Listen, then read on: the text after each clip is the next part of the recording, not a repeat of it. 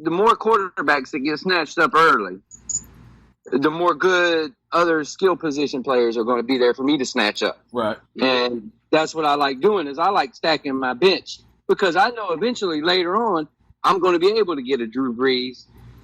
Or, I'm going to be able to get a Ben Roethlisberger or a Phillip Rivers or like a Trubisky or somewhere around that line that I'll be able to just throw in and then rely on and let everybody else get my points, but the quarterback can go and get what they can get.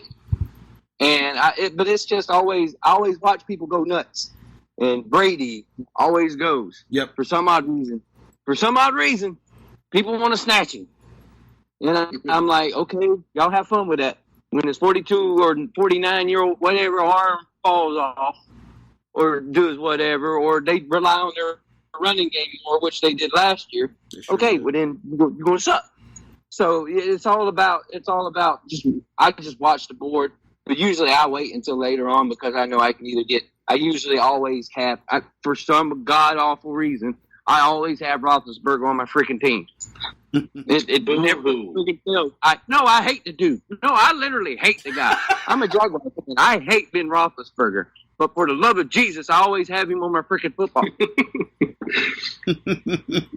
So you see, you have to root for the guy a little bit. I don't have to root for shit. I root for him to be bad, but if he puts me up points, I still want him to throw 3 interceptions, but then throw 4 touchdowns because it all equals out in the end. Yeah. That's the problem with having heart in the game too. Like I respect those people like you were talking about, Kev, that don't have a team and they just do this. Like I respect them for that because sometimes when you have that home field, that home team, and you're like the Cardinals have to play the Lions the first week this year out here in Arizona, and it's like if I draft David Johnson, I want him to have 2 or 3 touchdowns, but I also might want him to have a fumble with the Lions winning the game. So I don't know. It's that heart aspect kind of gets into it. Yeah. Yeah, there's certain times where I don't even care. If you're playing my team, I want them to beat the crap out of you, and I don't care how my fantasy team does. But them freaking gambling people, they're like, well, I don't care nothing about nobody. So right, just do whatever, dude. And I'm like, no, screw that, kill him. Yeah, I'm kind of with you though, Kevin. Though, like I'll let like with quarterbacks, kickers, and defenses specifically, because I like to stack up on receivers and running backs the whole season. That because if I'm not going to use them, I'm going to end up using them for trade bait anyway. So somebody's going to get hurt. There's bound to be people that are going to get hurt throughout the year. So if I have 6 great receivers, 3 on the bench, 3 that I play in my starting area, then hey, I might go wide receiver strong and look to trade 2 of those guys. But I'll look for we have the top 3 quarterbacks in the NFL just outside of fantasy: Brady, Rodgers, Brees, right? Mm-hmm. So once those 3 get off the board, and I've got 3, 1 to 3 rounds if they start going that early, then I'll start looking at okay, well I got to pick up a quarterback in this area, and then one year, I think my favorite pick that I did, it was like the 9th round, and I got Russell Wilson. Ooh. And that was before he really started lighting everything up. It was after his rookie year. That was actually my quarterback with Beckham, Edelman, and Julio Jones. I ended up having Russell Wilson, and so he'll get you points with the feet. He'll get you points in the air, But he's not a pretty quarterback when it comes to fantasy expectations. You want those Drew Breeses, you want those Aaron Rodgers, but you know what? Russell Wilson can do just as much damage, but you can get him a lot later. Yeah, that's actually a good little discussion story right there. I appreciate that. You just trying to figure out how you get these little sneak peeks right there, and then Wilson. I remember Kevin drafted him 1 year too, and he took off 1 year. That was a Super Bowl year. Yeah. So yeah, I mean, it's you just didn't expect it. You know he was good, but you didn't know he was superstar good. And now he's I expected it. That's why I drafted. Yeah, you did. Yeah, that's what I'm saying. I watched him when he played with Wisconsin, and even before that, North Carolina State. And so I know I said I'll watch my Sun Devils from out here, but I'm originally from Detroit. That's why I'm Lions, Tigers, Pistons, Bears, right? So my favorite team overall that I love to watch is actually the Wolverines. So being that they play Wisconsin every single year, that I got to see Russell Wilson like just run all over the Big Ten. So with him and Monty Ball, that was an interesting 1-2 punch. So coming into the NFL and seeing when he was being drafted, in my mind, I'm like, you know what? At some point, I'm going to keep my eye on him for my fantasy leagues. Nice. Kevin's humming because he said Michigan. That was all going so well until I heard Wolverine. Oh man, it's okay. I'm one of those LeBron fans you were talking about too. So oh God, Michigan and LeBron. That's what makes our banter so fun. There it is. It's just W sucks. Oh God. You were never invited back on after this. Can I still come to the Kentucky game though? No. You're every invite I ever put out, you're not invited. Invites rescinded. Oh man. All right, let's move on to the next topic before some stuff happens. Go to a Michigan game. Ugh. Oh man. All right. How important is the flex position, and what position y'all tend to fill with that role? And I go with you, Kevin. Flex position is very important, and it just depends. My flex position is all about who's got the best matchup of the guys that I've got rolling elsewhere. If I see that one of my starting running backs has a so-so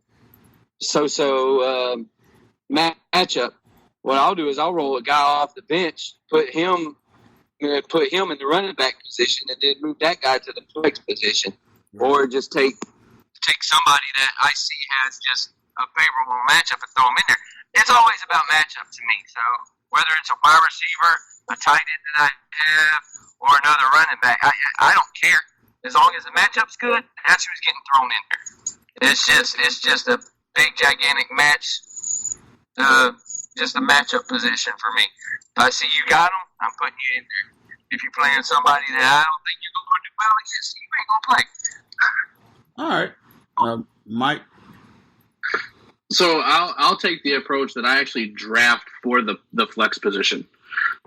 So like going back to that 1 year, if I didn't have Julian Edelman sitting there at my third wide receiver, and I could put him in my flex, I'm losing out on my PPR, and I'm losing out on touchdowns from Tom Brady. So when I see something like that, and I'm like, well, you know what, these wide receivers are still out here, and it's a PPR league, they're going to get this many catches. I might draft specifically for the flex position itself and just end up going one position heavier than the other, like wide receiver over running back or running back over wide receiver, whichever one tends to get a little stronger. But when I'm looking at that position and I'm targeting overall wide receivers, there's so many that you can pick from. But when you're looking at also, again, matchups, so like I have 6 or 7 receivers between my starter and my bench, then that gives me those options, like Kevin saying, well, who's going to have the best matchup? So I'll target a specific position for it based on how my draft is going. Right. And then from there on, as the season goes on, I'll look at matchups and who's playing who. Okay. Interesting position there. Yeah, I always like to go with like another tight end, personally. That's last few years I kind of go. Yeah, so it's either a tight end or a receiver that I like to put in that position. That tight end got you 0 points in the finals. Yeah. Well, that is the strategy didn't work but for the whole season it did. So it didn't work very well. Hey, it was worth the risk, man. It didn't pay off. So 0 points, and then the guy on your bench had 28. Thank you for reminding me. Jeez, Listen, this guy is put you on blast there. He literally just stabbed me every chance he got, man. Because I literally tell him what to do during the year, and he constantly tells me, I got it, I ain't gonna worry about it, and then he loses. Hey, Kev will make you feel those mistakes, let me tell you. I'm telling you, man, he constantly reminds me, man. I tell you to do this. I know. But then why didn't you do it? You didn't tell me how to beat you. Relax. I ain't telling you how to beat me. I told you how to beat the guy a week before. Yeah. And I'm winning. I just lost to you, man. Jeez. Oh, man. You had to beat me. Well, sometimes. But. Yeah. All right, so I think we kind of answered throughout the podcast a sleeper player. I know some of y'all done said kind of y'all sleepers, so I'm just going.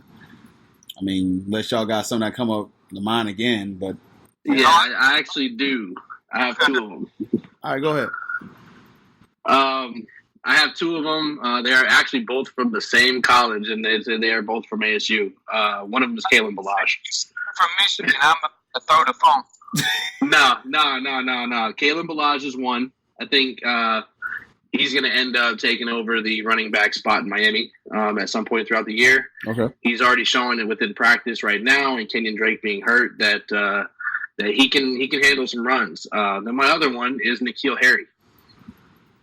I think with him being in New England, Josh Gordon, we don't ever know whether he can put the stuff down or not, even though he's back. But N'Keal Harry, watching him in high school out here and then watching him in college, you just see something real special with that guy.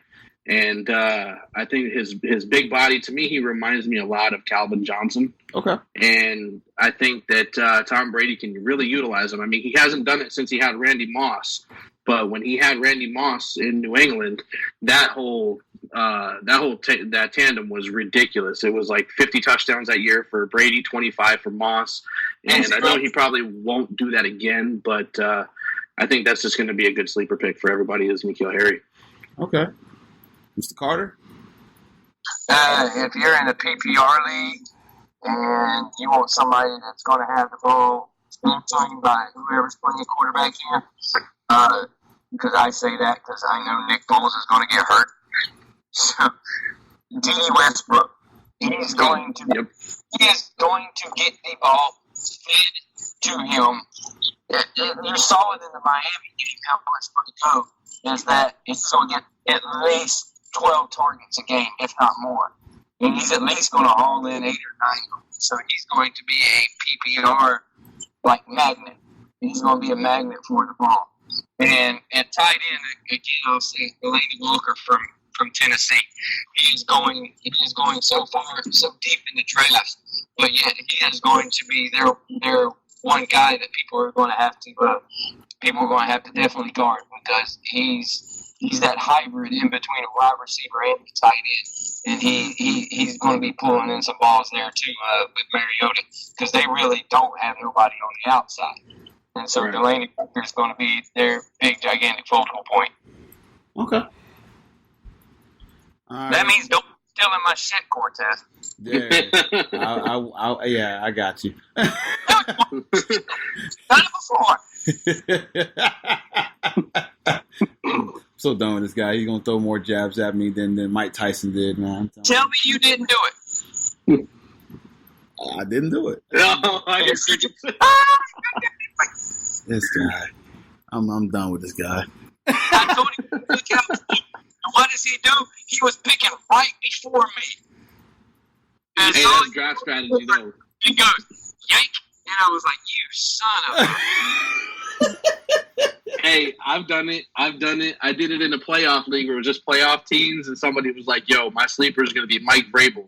And I was like, oh, you're going to pick defense for an offense? And he was like, yeah. Boom. I was like, all right, next pick, Mike Vrabel. And I ended up getting a touchdown from him when he was with New England. Y'all sons of bitches.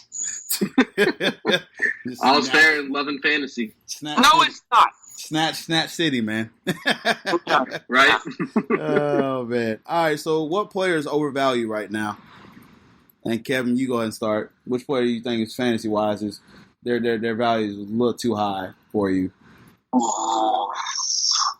What player do I think right now is overvalued? Mm-hmm.